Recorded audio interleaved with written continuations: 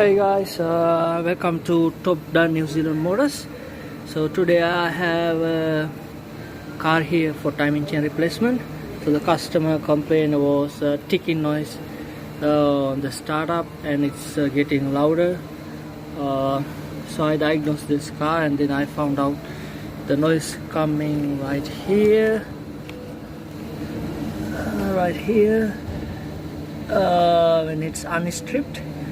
So I already opened all the timing car parts, and as you can see, this adjuster is moving. So when the oil pressure built inside the adjuster, it shouldn't move like that.